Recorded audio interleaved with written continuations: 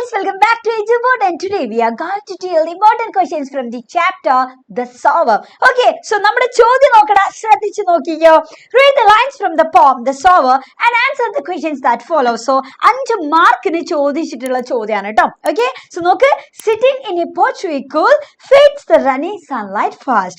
Twilight hasn't on to rule, working hours are well nigh past. Shadows shoot across the lands, but one sower lingers still. Old in rags, he patient stand, looking on, I feel a thrill. Okay, അപ്പൊ ഇതാണ് നമ്മുടെ stanza. So ഇതിൽ നിന്ന് വരുന്ന 5 ചോദ്യങ്ങളാണ് നമ്മൾ നോക്കാൻ പോകുന്നത്. So first question, who is the speaker in the poem? Where is he sitting? അപ്പൊ ആരാണ് നമ്മുടെ ഇതിലെ സ്പീക്കർ എന്ന് പറഞ്ഞാൽ obviously നമ്മുടെ ആൻസർ എന്ന് പറഞ്ഞാൽ നമ്മുടെ പോയിന്റ് ആണ് അല്ലേ. So the point is the answer. So the next question, where is he sitting? എവിടെയാണ് അദ്ദേഹം ഇരിക്കുന്നത് എന്നുള്ളതല്ലേ. എവിടെയാണടാ? He was sitting in a porch vehicle അല്ലെ. അദ്ദേഹം എവിടെയാണ് ഇരിക്കുന്നത്? porch vehicle ആണ്. Then അടുത്ത ചോദ്യം, what makes the sower linger on the field? എന്തുകൊണ്ടാണ് നമ്മുടെ sower അപ്പോഴും അവിടെ തന്നെ ഫീൽഡിൽ തന്നെ സ്റ്റേ ചെയ്തിരിക്കുന്നത് എന്നുള്ളതാണ്. ലിങ്കർ ചെയ്തിരിക്കുന്നത്, എങ്ങോട്ടും പോവാതെ അവിടെ തന്നെ ഇരിക്കുന്നത്. എന്തുകൊണ്ടാണടാ? എന്തുകൊണ്ടാണ്?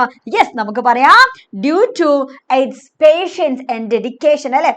അദ്ദേഹത്തിന്റെ ആ ഒരു ക്ഷമയും അതേപോലെ തന്നെ ഡെഡിക്കേഷൻ ഒക്കെയാണ്.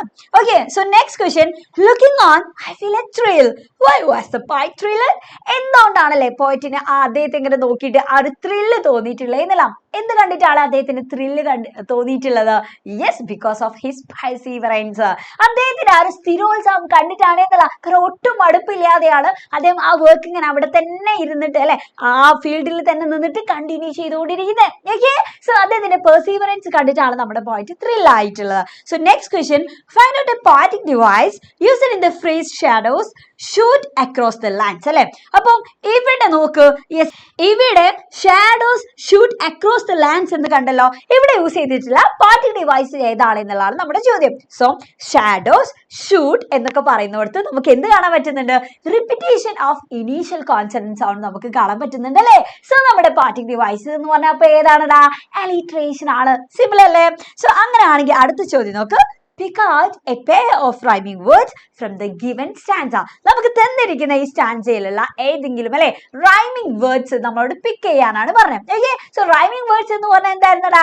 അത് എൻ്റെ അല്ലെ ഒരേപോലെ ആയിരിക്കും നമുക്ക് അത് പറയുന്ന സമയത്ത് നമുക്ക് അത് തോന്നാം. സോ നോക്ക്, കൂൾ, റൂൾ എന്നൊക്കെ പറയുമ്പോൾ എന്താണ്? ഒരേപോലെയാണ് അല്ലെ. അതെന്റെ കൂൾ, റൂൾ, ദെൻ അതേപോലെ തന്നെ ഫാസ്റ്റ്. ദെൻ ഇവിടെ എന്താണ്?